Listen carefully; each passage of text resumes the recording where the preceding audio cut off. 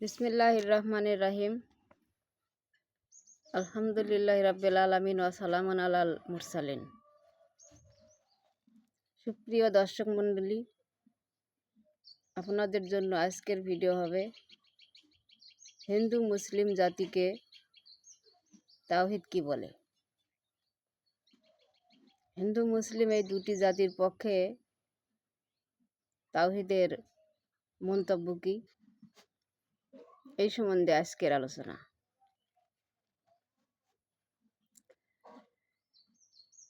পূর্বে যেই ভিডিওগুলো আপলোড হয়েছে সেই ভিডিওগুলো সম্পূর্ণ দেখলে আপনার মধ্যে অবশ্যই তাওহীদ প্রতিষ্ঠা হবে নিশ্চয়। হিন্দু মুসলিম বৌদ্ধ খ্রিস্টান ইত্যাদি ইত্যাদি জাতিগুলো এক জাতি বলা হয় কেন, এই বিষয়ে সূরা রহমানের 19 ও 20 আয়াতটি তুলে ধরছি। আয়াত উচ্চারণ: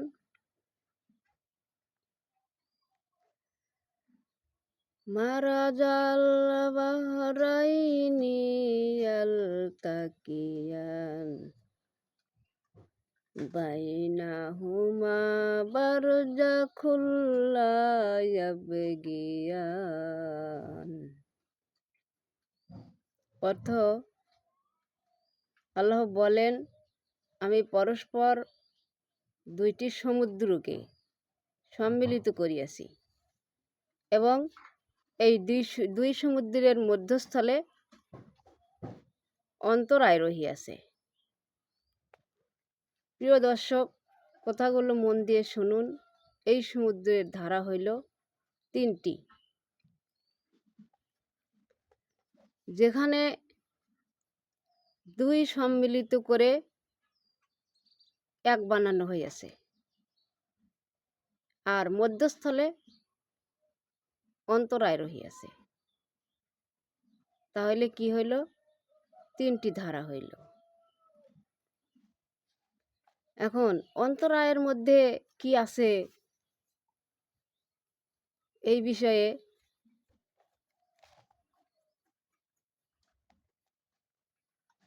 অন্তরায়ের মধ্যে কি আছে তাহা পরের ভিডিওতে আলোচনা দিব, কারণ এক ভিডিওতে সব কথা তুলে ধরা সম্ভব হয় না।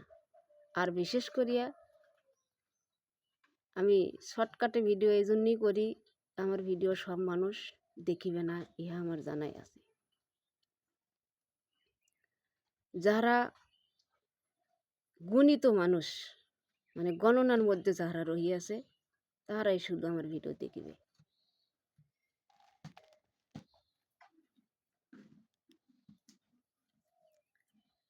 আজকের মূল আলোচনা হইল দুই সমুদ্র সম্মিলিত।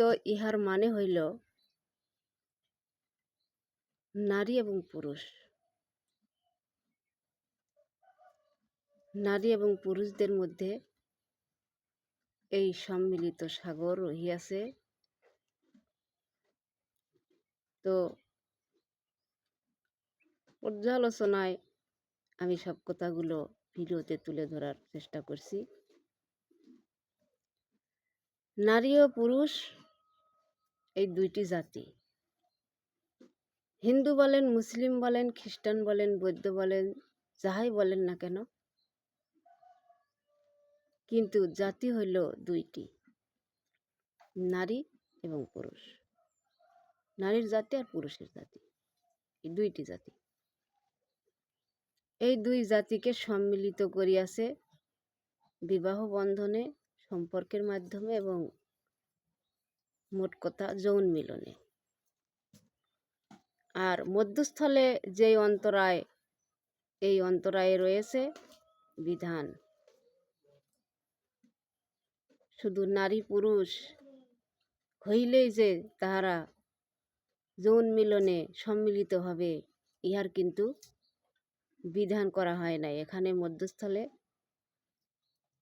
অন্তরায়টি হইল বিধান। নারী পুরুষ যদিও হয়, বিধানের মাধ্যমে তাহারা সম্মিলিত হইতে পারে। আর এই বিধানে হয়েছে জাতির পরিচয়।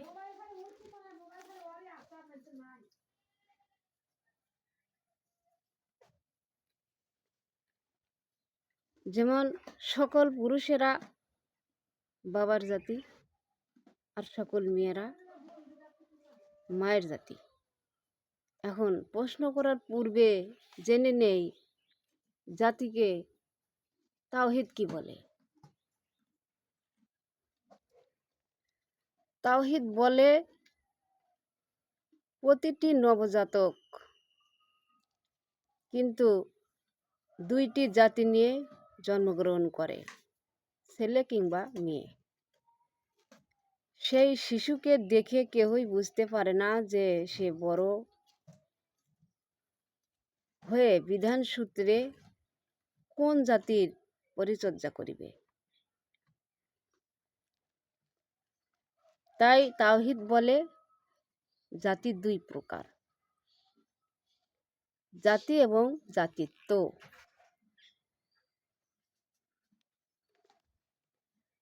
জাতি হইল মানব জাতি, আর জাতিত্ব হইল বচন জাতি। যেমন বচন জাতিতে রহিয়াছে রাষ্ট্রীয় জাতি, ধর্মীয় জাতি, লিঙ্গ জাতি, জীব জাতি ইত্যাদি ইত্যাদি। উদাহরণস্বরূপ জীব জাতিকে আমি একজন, জীব জাতিতে পরিচয় হইল আমি একজন মানুষ। এখন সে হতে পারে মেয়ে মানুষ, হতে পারে পুরুষ মানুষ।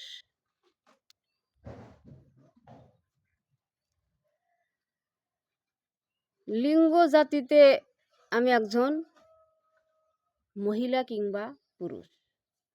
যখন এই মানুষের প্রতি লিঙ্গ ধারণ হইয়াছে, এই লিঙ্গ দিয়েই কিন্তু পরিচয় যে আমি মুসলমান জাতি, আমি পুরুষ জাতি নাকি মহিলা জাতি। এটার প্রমাণ কি দ্বারা হয়? লিঙ্গ দ্বারা। তারপর ধর্মীয় জাতি। ধর্মীয় জাতিতে আমি একজন মুসলিম জাতি কিংবা হিন্দু জাতি। এই জাতিত্বের পরিচয় হয় কোন বিষয়ে? ধর্মীয় বিষয়ে। ধর্মীয় জাতিতে আমি একজন মুসলিম কিংবা হিন্দু। আর রাষ্ট্রীয় জাতি, এই রাষ্ট্রীয় জাতিতে আমি বাংলাদেশি কিংবা ভারতীয়। যেমন আমরা পরিচয় অ্যাড্রেসের মধ্যে লিখিয়ে থাকি ধর্ম মুসলিম, জাতি বাংলাদেশ। তাইলে রাষ্ট্রীয় হিসাবে আমরা কি জাতি? বাঙালি জাতি। তাহলে যদি এক জবানে বলা হয় সকল মানুষ এক জাতি, তাহলে আমাদের ভুল হবে। কারণ নবজাত হইলেও তো দুই জাতি রূপে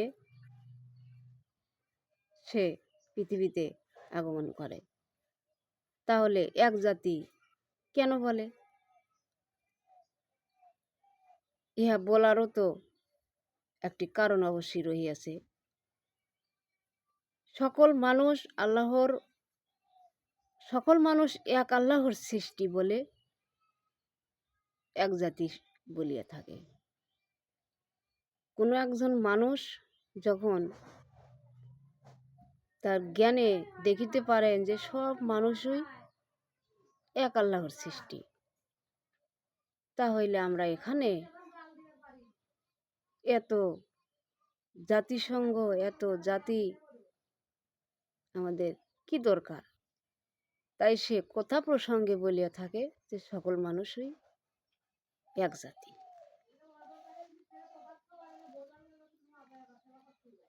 কিন্তু তাও হইতে ইহাকে ভুল বলে।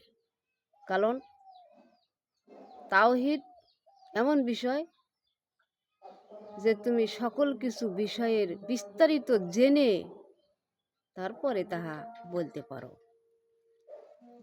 তাওহীদের মধ্যে ডুবিয়ে দেখুন বচন জাতি কেমন। প্রিয় দর্শক,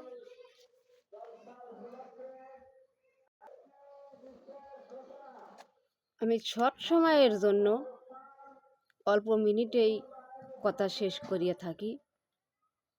শর্ট সময় হইলেও আপনি একবার আমার ভিডিওগুলো দেখুন, আর আপনাদের চাহিদা অনুযায়ী আমি বড় বড় ভিডিও দিতে সক্ষম হইব। ধন্যবাদ সবাইকে। সবাই সুস্থ থাকুন, ভালো থাকুন। আল্লাহ পাক বাঁচায় রাখিলে সামনের ভিডিওতে আবার দেখা হবে ইনশাআল্লাহ।